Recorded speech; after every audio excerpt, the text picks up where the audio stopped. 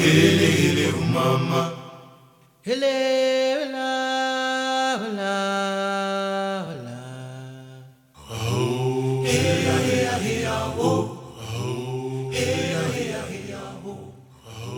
is a deadly disease that infects the lives of billions of people worldwide.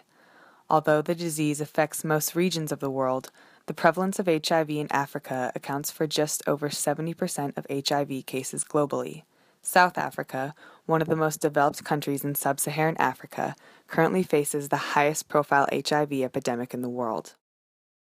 There are many organizations trying to combat the disease, such as the Avert Foundation, who estimated that in 2012 there were 6.1 million people living with HIV in South Africa, and 240,000 lives are lost to AIDS-related illness.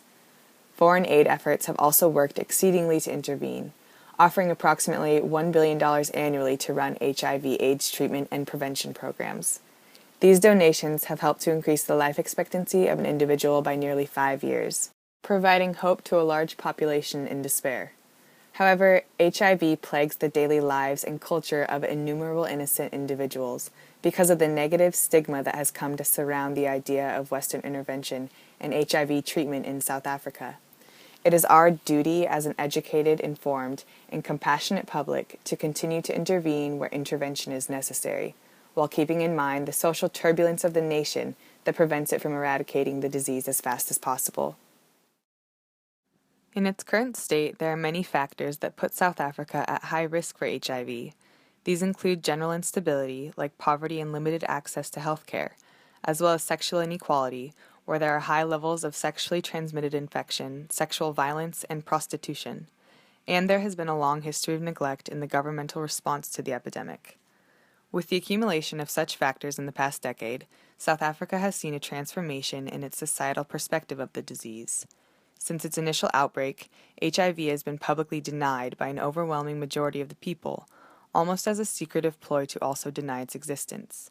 This is partially due to the means of transmission for the disease that other countries are not necessarily confronted by.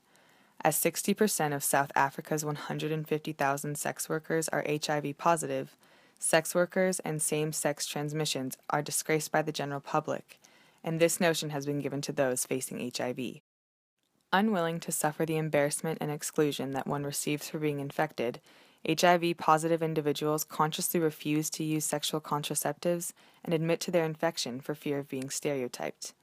This resistance limits doctors' abilities to intervene with treatment and fosters the continued spread of the disease throughout the population. This euthanizing stereotype is what is doing the killing, and explains why infection rates in these areas are so high.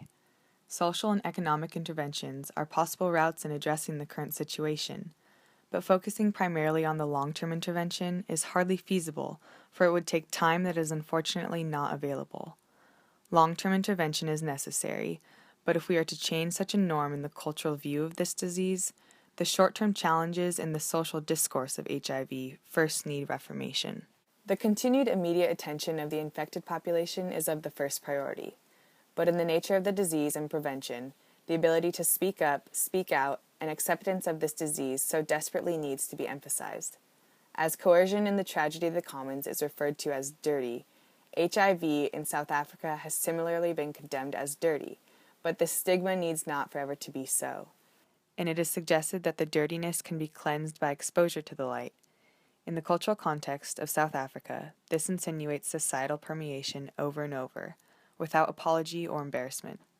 Many people are aware of the social stigma and its underlying causes, and want their voices to be heard for improved governmental action. We need our government to campaign about preventing, even on TV, radios, everywhere when you go, in billboards. In the last 10 years, South African governance has improved its efforts into bringing HIV into the light, increasing the allocation of its revenue from 10% now to 90% towards HIV research and treatment, and notably by their recent pursuit in promoting social acceptance.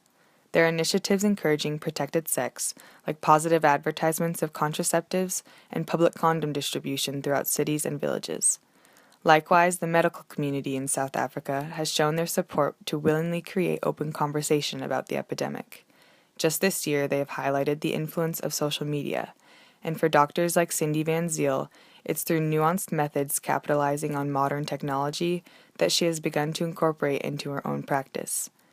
To Cindy, the social stigma remains a huge challenge for those infected, but social media and smart technology are powerful ways to provide positive light, acceptance, and advice to thousands. I'm always on my phone. If I'm not on my phone, I'm on my tablet. And that's because that's how people reach me. So email, SMS, WhatsApp messages, Twitter, Facebook as well. Anonymity is everything. Within the HIV sphere, I've realized that people want to know stuff, they want information, they want help, but the biggest problem is stigma. The stigma is not going anywhere. No matter what anyone tells you, we are still living in a country, or in a world actually, with high rates of HIV stigma. So the anonymity that my platform, my work offers is everything. I want people to live with hope and not to die out of ignorance. I want to grow this, and I really want to I want everyone in the world to be able to access information. We shouldn't be paying for information. Social media has a growing influence throughout South Africa, as more people among the nation have access to a cell phone than to potable drinking water. If a null future in the reputation of secrecy regarding HIV has a foreseeable outcome, advancements in media technologies and contraceptives must run alongside those of treatment and research.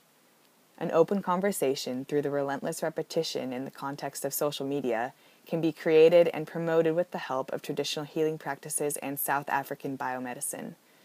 More modern approaches to family planning and contraceptive control of HIV is the key to its prevention and future spread. It is through the use of its growing access to the internet and modern communication that South Africa will halt the short-term effects of the stigma surrounding HIV, meaning as well to eventually amend the behavioral norms and societal perception into speaking up, speaking out, and accepting HIV/AIDS.